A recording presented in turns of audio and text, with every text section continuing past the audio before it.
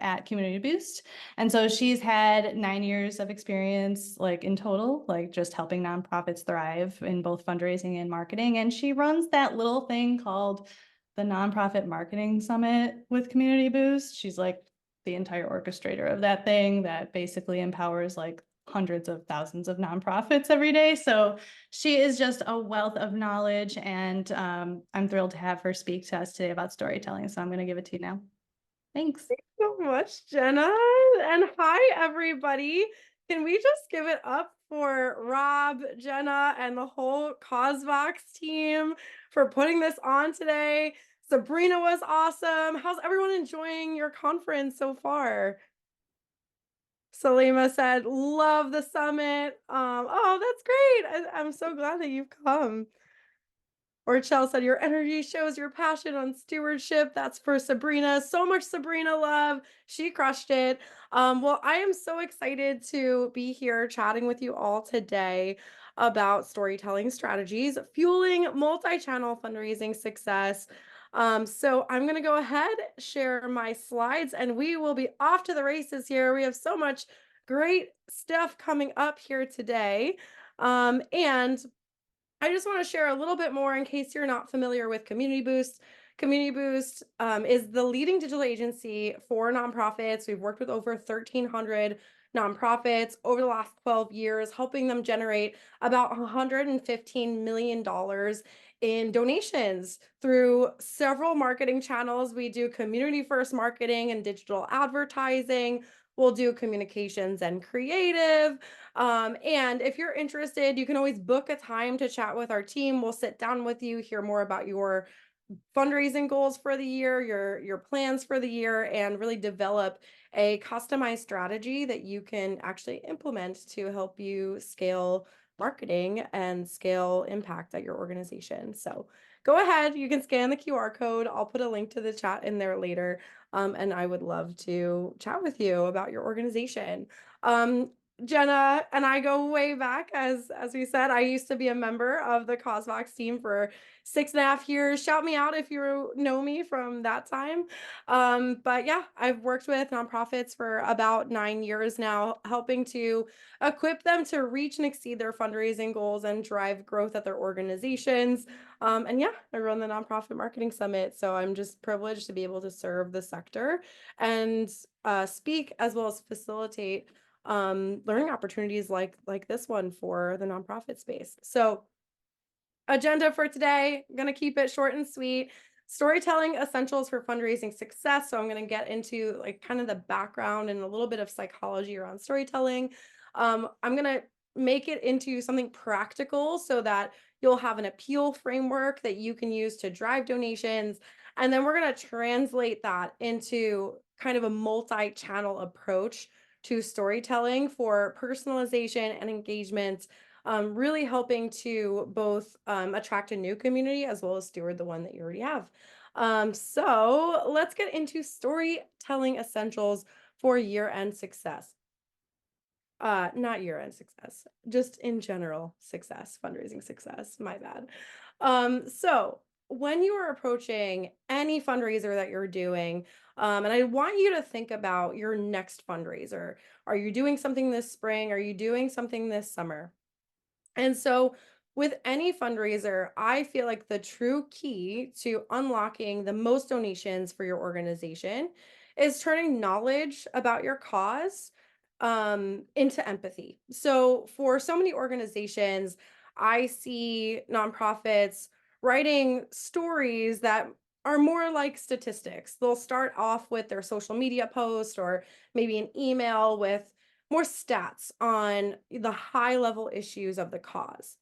Now, that is okay, but the thing that doesn't happen with that is that the donor or prospective donor is not actually able to identify with who their donations are going to, and they're not moved to empathy. So I truly think that the key to unlocking donations is at the heart of it driving empathy for your cause. So storytelling is basically how that happens. And so I have this video queued up here. Hopefully, you guys will hear it okay. That shares a little bit more of how storytelling impacts donations.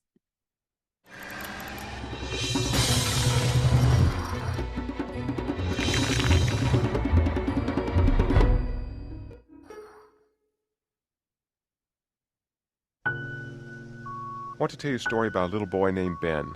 Ben is 2.5 years old, and Ben has brain cancer. And Ben's really happy. He's happy because he's been through 2 rounds of chemo and radiation, and he feels good for once. He doesn't feel yucky, and his father's enjoying seeing Ben's happiness. But as the father tells the story of Ben and his cancer, the father's voice begins to break. And he says, it's very difficult to play with Ben because Ben thinks everything is wonderful, but I know something that Ben doesn't, that Ben's dying. And he talks about how difficult it is to play with Ben, knowing that in 3 or 6 months, Ben will be dead.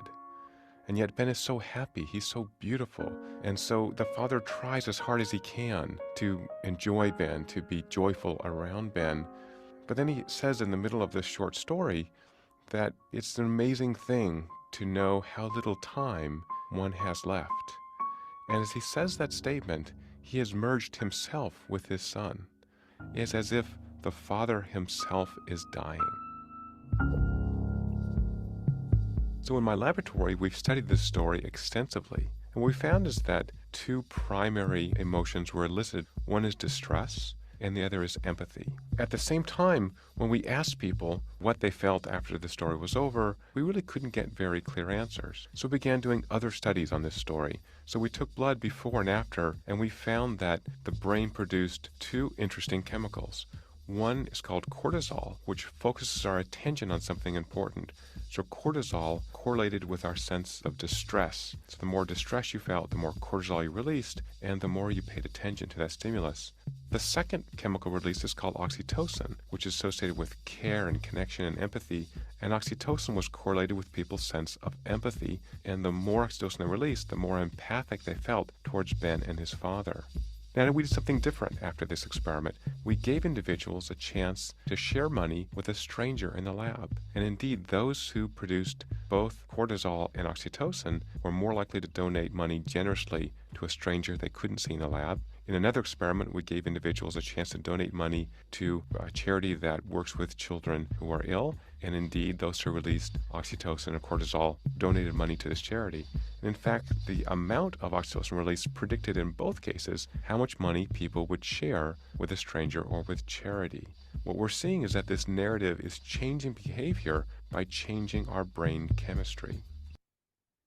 So this video is nearly 6 minutes long. We don't have time for it, but I recommend that you come back and watch this later. I'll share the slides. But this really truly underscores what is happening in our brains to unlock empathy as well as unlock gifts. So what I really think this is saying is that people give to people and not organizations. It's really when you tap into that empathic response that you're going to be able to drive the most gifts for your organization, as well as get the most buy-in for your cause, people supporting your cause and sharing your mission to their audience. And so 50% of the people that watched that organization's video when they shared that exact story went on to make a donation. That is crazy. If they're seeing that on your campaign site, on CauseVox, if they're seeing that on social, that is 50% of people are making a donation, and it's because you unlocked empathy. So it is truly a main driver. And that's not just this one video, it's actually been studied across the sector. So of social media users who donate, 56% said that compelling storytelling is what motivated them to make that donation. And then a Google survey said that 57% of people who watch a video for a nonprofit go on to make a donation. We see this here at Community Boost. On Meta, video ads continue to outperform almost all other ad types, especially at scale. And it's because that storytelling happens within that video context. And also, we're exposed to 5,000 brand messages every day. You're on your phone, you're on your computer. There's so many messages coming your way, but we're only actually aware and conscious of about 86 of those, and only 12 of them make any kind of lasting impression, something that you're going to remember tomorrow. And facts are approximately 22 times more likely to be remembered if they are part of a story. So, what this also shows is that that storytelling, even though there's so much great information about your organization, what you're doing, stats on your impacts, right? But unless you make that you have a story that unlocks that empathy, that's not going to matter as much. But when you do have that story that's unlocking empathy, they're 22 times more likely to remember those other stats about your cause. So it's really essential whenever you're doing any kind of campaign to put storytelling at the center of it, so that you're able to really drum up that support for your mission and make that lasting impression with your audience. So, end of the day, stories unlock empathy. We've seen this now. We know how it works in our brains. And I truly believe you, as a nonprofit, have the most powerful stories to share in the world. You are doing such amazing work. I want to celebrate that. And you do have stories to share with your audience. And you can tell them in a way that directly inspires action, just like we saw in Dr. Paul Zach's video, from the future of storytelling. So I want to translate this into something more tangible when it comes to your fundraising appeal, and having a framework that you can use to integrate storytelling in a way that helps you also drive donations. So, I think most people here probably know what a fundraising appeal is, but I just want to kind of set a baseline before launching into this. A fundraising appeal is the persuasive content a nonprofit organization asks for financial support from its donors for a specific fundraising initiative. So, this is not necessarily the general donation page on your website. This is for when you're creating that campaign on CauseVox or creating that campaign for your next fundraiser or any other events that you're doing. You want to have one message that you're using to really attract and engage those donors. I think the fundraising appeal is the backbone of your full marketing strategy for your campaign, because it's going to be centered around this one message that then you repeat across multiple channels, which is why it's so important to kind of really hone in on your appeal. And so when you have a great appeal in place, it gets your audience invested in your campaign in a way. You're unlocking that empathy. It also has been proven to increase how likely someone is to share. If they are impacted by your story, if they are impacted by your appeal, they're more likely to share that with their audience as well and become advocates for your cause. It also increases the number of donations and can increase the actual gift size.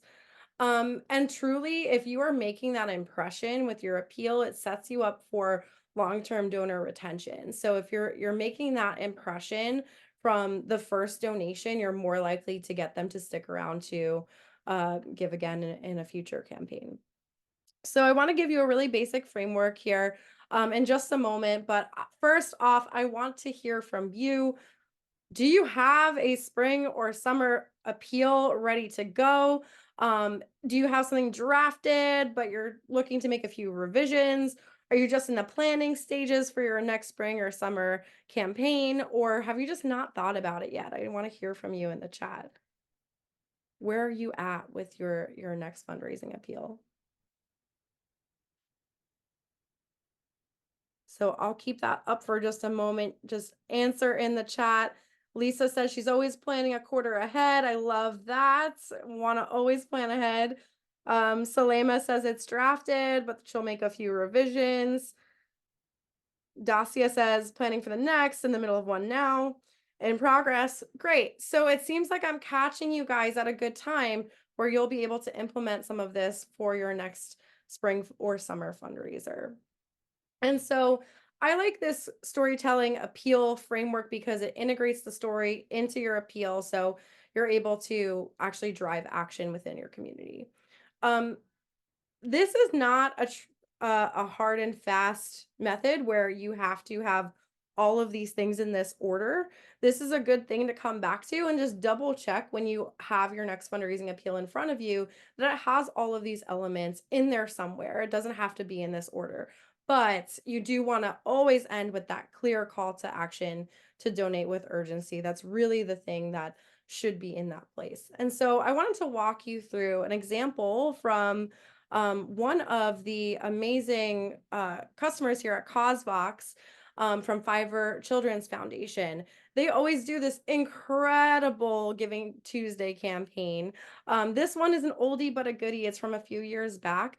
But I really loved both the simplicity, the succinctness, and that it has most of these elements in the storytelling appeal framework. So I'll just kind of read it to you so that you can see, throughout the full appeal, how all of these elements are integrated to tell a story and drive action. So first up is that lead with impact. So their appeal reads, this holiday season, make more Fiverr stories possible. Since opening our doors in 2000, more than 1,500 children have experienced the magic of Fiverr. Justin is an alumnus who completed his 10-year Fiverr journey in 2018. This is an excerpt from his graduation speech. So already we know both the high level impact. So we have that stat in there, right? There's 1,500 children, but second sentence, we're already introduced to the focus point of the story. So we're able to identify not just 1,500 nameless children, but now we know Justin. I'll read on. This is an excerpt from his graduation speech. I believe all my life that I've been misunderstood. Growing up, I was called annoying, rambunctious, and impulsive. Fiverr started to change me. We learned how to make fun without technology and to cherish nature. I learned that it's okay to be me. I had the strength to realize my own flaws and become a better person. And that's why I'm forever grateful to Fiverr. Now, what I love about this is that they allowed Justin to tell his own story in his own words. They didn't take his story and repackage it in a way that and translate that for the donors.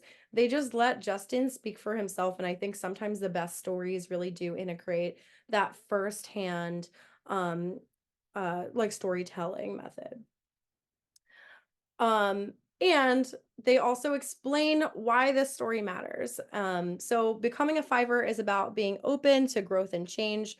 We have built a supportive community and culture where young people can take healthy risks, find their purpose, and address their weaknesses in a space devoid of judgment.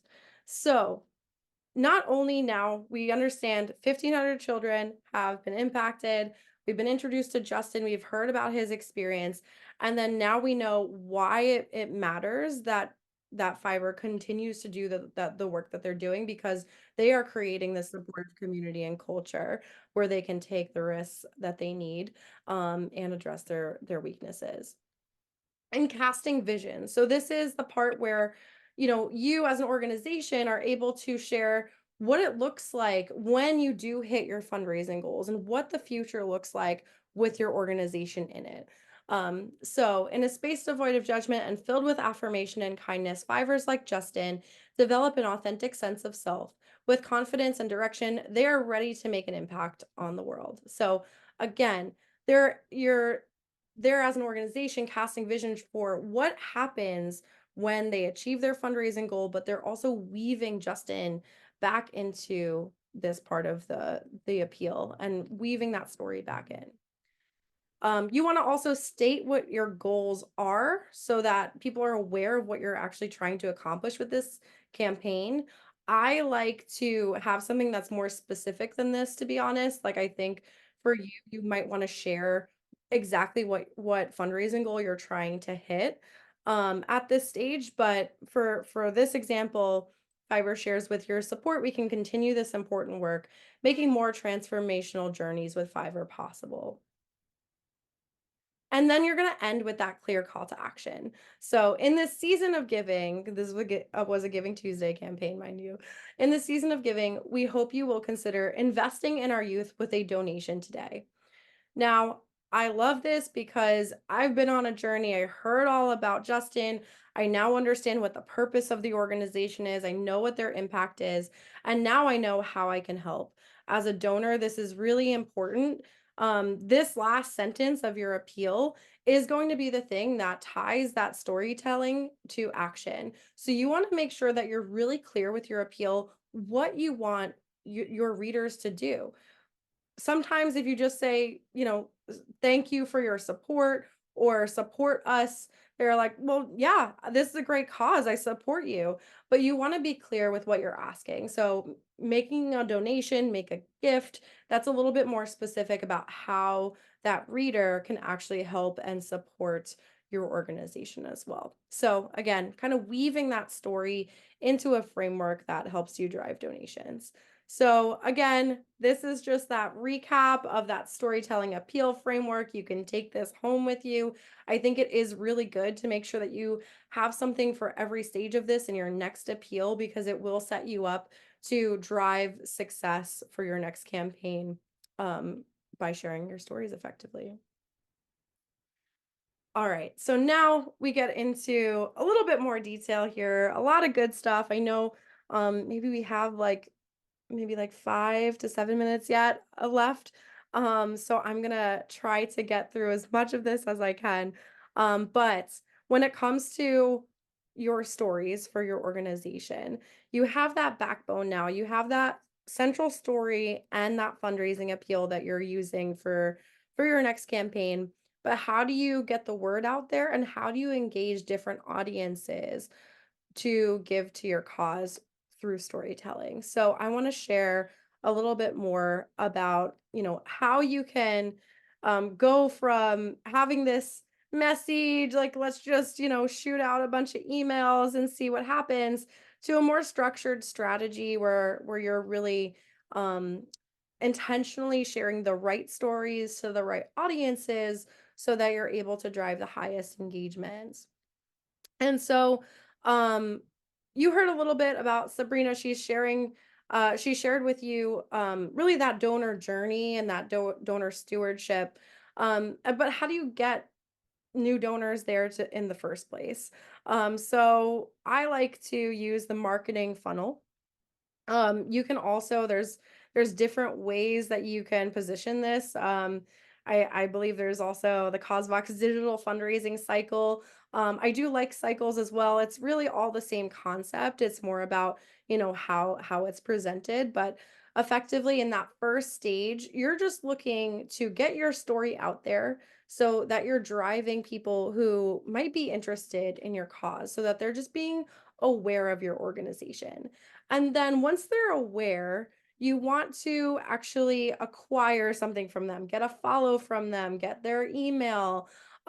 For cultivation, you're going to move them down the funnel. So you're going to actually, nurture that audience, as Sabrina was sharing. And then ultimately, the goal, of course, is to convert that audience into donors. At end of day, you want to make sure that those donors stick around in that retention phase so that they give again to your next campaign. And I do think storytelling is a huge part of that as well. So I can give you some examples of how you can do this at every stage so that you're doing more segmented communications and you're actually able to move people down that funnel the right way. So with the right stories, so that you're able to truly drive that long-term engagement and build those relationships with your audience. So Shanti Bhavan was one of our clients. We ran an omni-channel approach to their campaign, and they had really incredible stories of the work that they were doing with children to share. And so what we did was take a couple of those stories, use them as YouTube ads. So YouTube ads were actually really effective in casting a really wide net, because they're actually pretty low cost to run. And so it's great for brand awareness. So our goal was really just to get people aware of the organization. So this was one way that we did that. And we actually A/B tested the length of the stories, the 36-second story versus the 2-minute long story with different audiences, and also the types of stories that we were sharing, so that later on we knew already the types of stories that people respond to the most, and we could use that, even later, moving people down the funnel. Then we want to move on to that acquisition phase. So once they're aware of your organization, we want them to start to engage with you. So maybe it's just getting to get a follow, and doing more targeted advertising, remarketing to those who have already engaged with you. So then the ask that you're doing here is different than just getting people aware. It's you want them to take a step. And so we'll do this with more segmented advertising on Meta primarily, so that you're able to engage with re-engage those audiences, and send them the right messages and the right stories that will get them to take that next step. Jenna, seems like we're wrapping up in a minute here. Um, I'll just speed through these last couple of thoughts. And so as we dive a little bit further, you also want to have, things on your website to convert those who do get driven to your website to learn more about your organization, so that you're able to keep in touch with them. So we use like a lot of pop-ups like this. We call them conversion design elements, to help, get those emails so that you're able to stay in touch and share more stories and really work with them for the long term. And then there's that cultivation stage, right? So then we're trying to get them to take whatever next step it is, share the right stories. We've again tested multiple kinds of stories, multiple messages, and even multiple types of CTAs to get them to take that next step in action.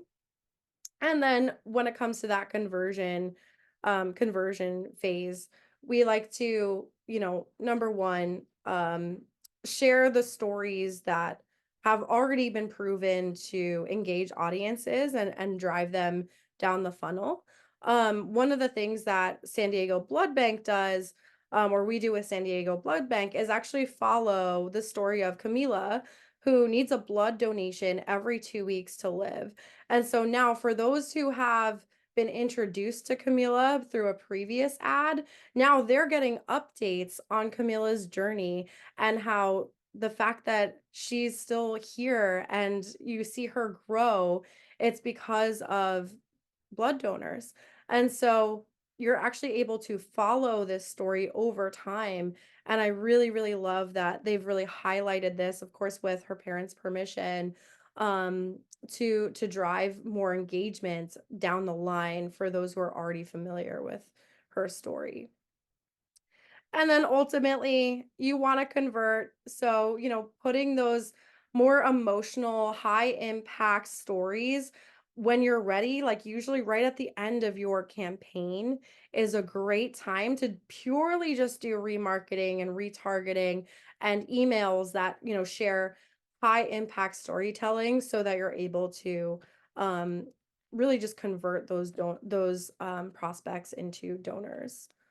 And then lastly, for donor retention, we'll do thank you campaigns. So that way, like after a donation, they're just getting a thank you. They'll get an email, they'll get a phone call, but we actually run thank you ads. So we'll just have a targeted list of everyone who gave to the campaign. And it's actually been proven to oftentimes they'll donate again, donate another gift right on the spot. So you're able to kind of continue that engagement. And so really my hope for you is that you find your stories that share. I would really do some testing of which stories resonate with your audiences and which ones resonate with new audiences versus your existing audiences versus the ones that have already given. And I do think, especially when it comes into later in your campaign, those emotional appeals tend to drive a lot of urgency, and any gift matching is kind of just the best practice to even double down and emphasize that further. So I just want to leave you with this last thought. That when your campaign story becomes your audience's story too, that's truly where the magic happens. And I think CauseVox does that so well with, peer-to-peer fundraising elements where, individuals are able to tell their own stories in connection with your organization. And truly the best and most effective promotional tactics are the ones that really come from the people themselves.